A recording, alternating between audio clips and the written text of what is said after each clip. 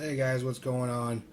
Today we are going to be rebuilding this Mutation X version 2, which I have a parallel coil with 24 gauge Kanthal on there right now, and as you can see, she's pretty gunked up. And instead of cleaning it, I'm just going to show you guys how to rebuild one. So here we go. First thing we're going to need some 24 gauge Kanthal. And for this, we are going to probably use, I'd say, 8 to 10 inches.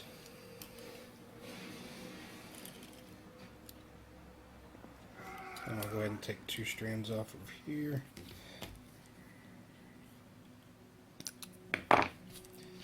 Okay. So now we've got our Kanthal. And what we're going to do is we're just going to loop it around and get these 2 ends kind of matched up here. If you can see that. And just pull this somewhat even.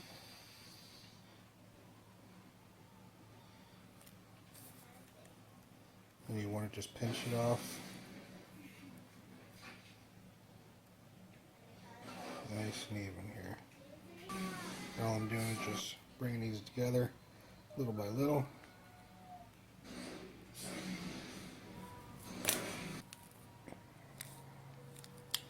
Okay.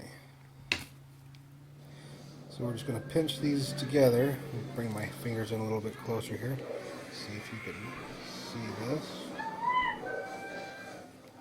There we go. I'm just going to crimp this down at the end. Just like that. And we got our 2 pieces here. Nice and parallel.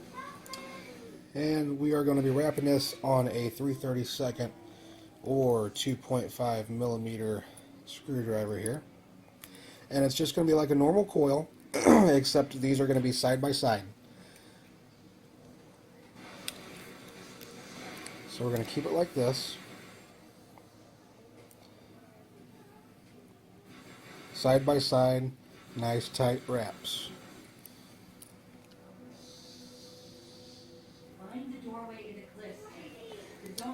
And I think we are going to do a 5 wrap today. So there's 3, 4,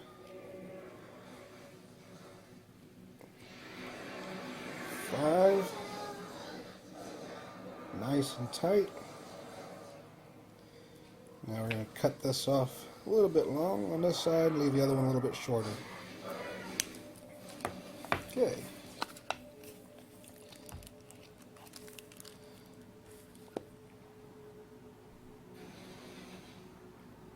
So here we go in the Mutation X version 2 again. Now when you're putting these in, you got to make sure that the wires stay parallel side by side. You don't want them twisting over each other. So we're trying to get it in there as even as possible.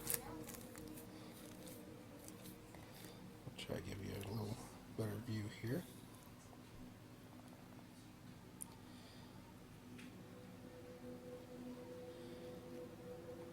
Go ahead and tighten her up.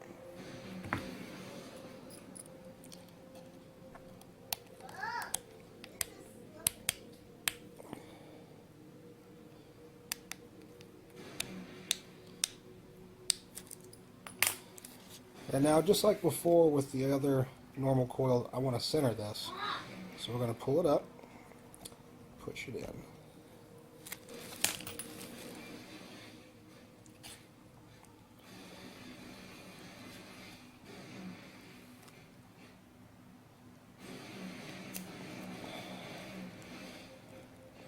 we go.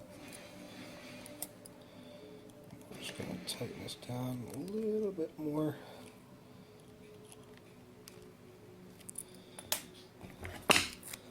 Clip off my ends.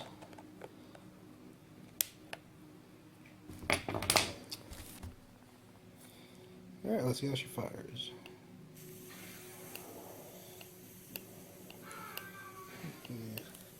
Squeeze her in just a little bit.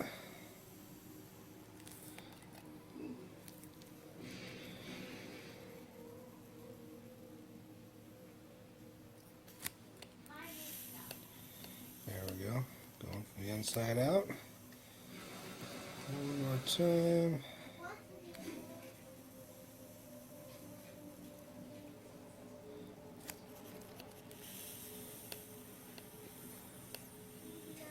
Looking good.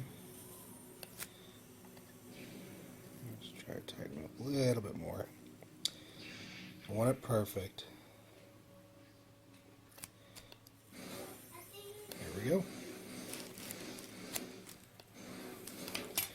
Okay, this way.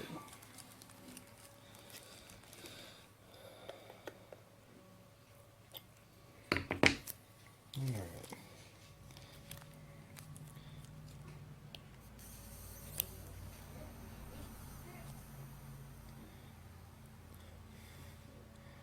Alright, let's try her out.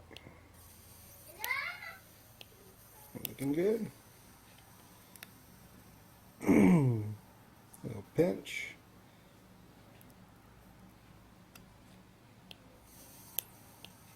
Going from the inside out nice and even. And the ramp up on it's pretty quick. So all we're going to do is wick her up. Alright guys. And wicking it is going to be the same as it was before. Just get some of my organic cotton here. Roll it out.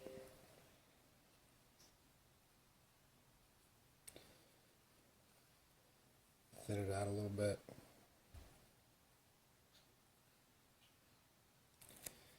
And get the ends twisted up. Slide her on through. Oh. Slide her on through.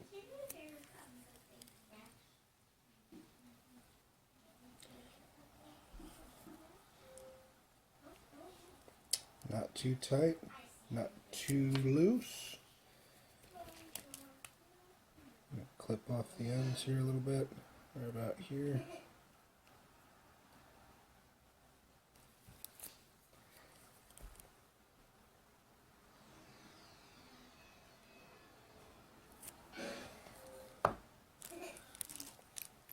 And get tucked in the cup.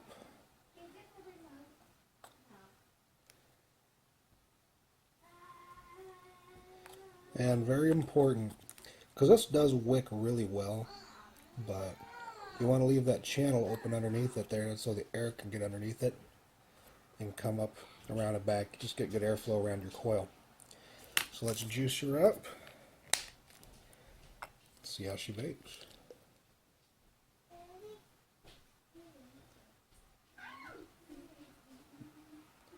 Everything nice and wet and juicy.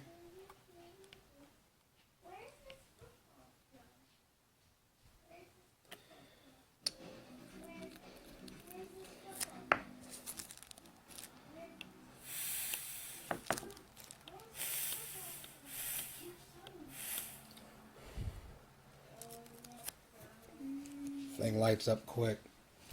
Gives great flavor, great vapor. And the nice thing about this is you can do just a single coil.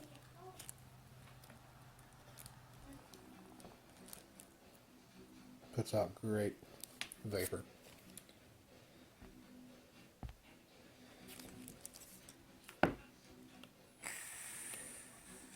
And lights off quick. See how she bakes.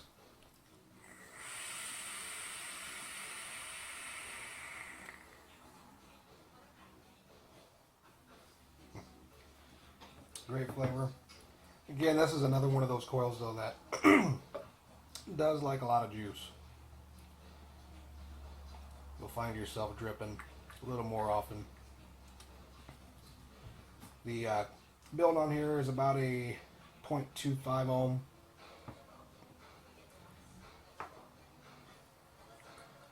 Try it again.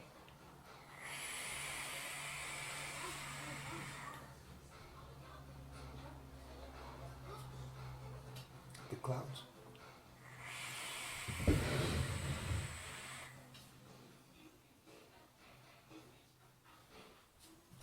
Flavor's absolutely great on this build.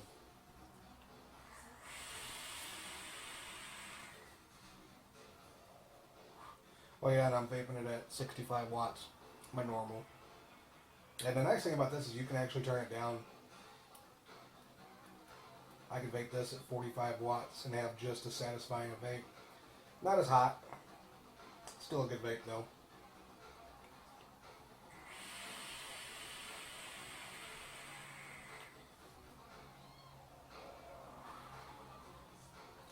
Still great clouds.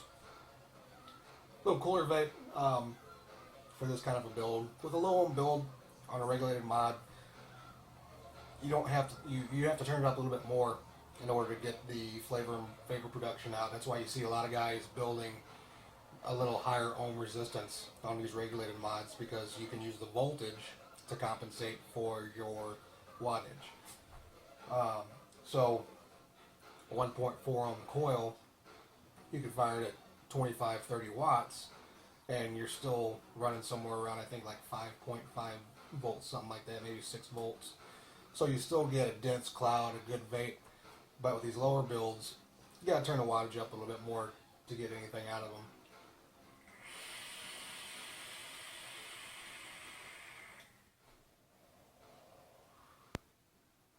Still great flavor though. And the nice thing is, I could take this, put it on my mech mod if I wanted to, and blow good clouds with it. And if you dual it, make a dual parallel or dual coil out of this, I think it puts it somewhere around 1.2 ohm, or sorry, 0.12 ohms,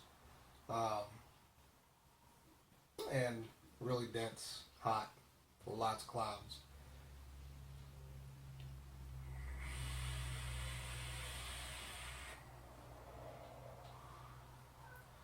Actually, I'm gonna turn that up to about 50 watts.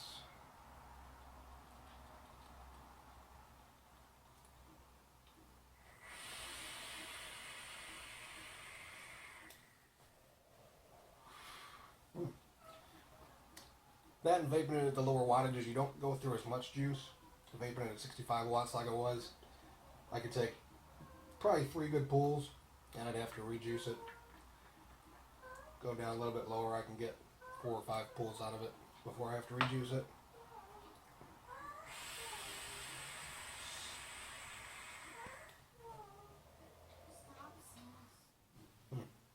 Great flavor.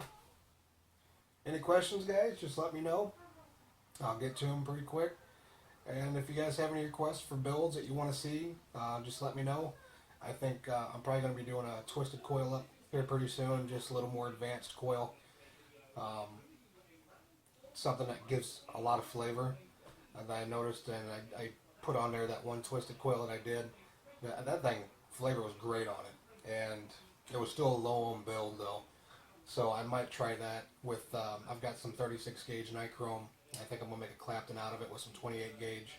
Should bring the ohms up a little bit.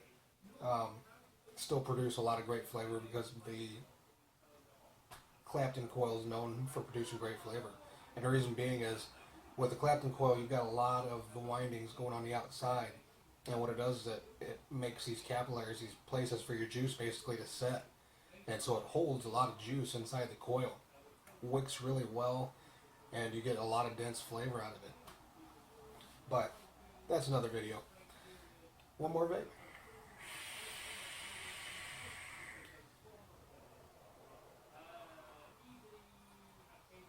Alright guys. Oh, make sure, even with these regulated box mods, and I know if you watch videos on YouTube, you hear it all over the place, but make sure you're using good batteries. Reason being is you'll see a lot of these companies, especially if you go to eBay and Amazon, stuff like that, a lot of these companies that do rewraps, and a lot of companies that will sell you these cheap batteries for, $14 for 4 batteries, and you're thinking you're getting a great deal, and it's 3,400 milliamp hours, 3,400 mAh, but they're just not built for these low ohm builds. Make sure you're using something like, I use the Samsung 25Rs. I use the Sony VCT4s and the MNKEs. And all those batteries are a high drain battery, and it's a safe battery.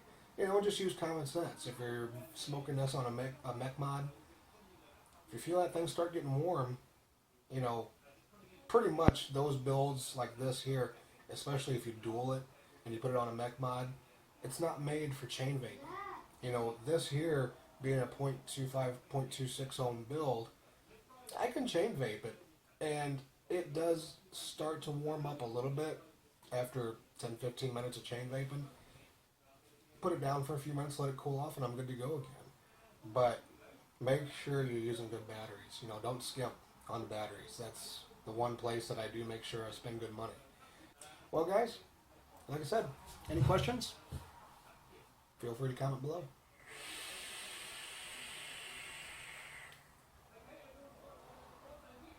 Absolutely love this stuff, man.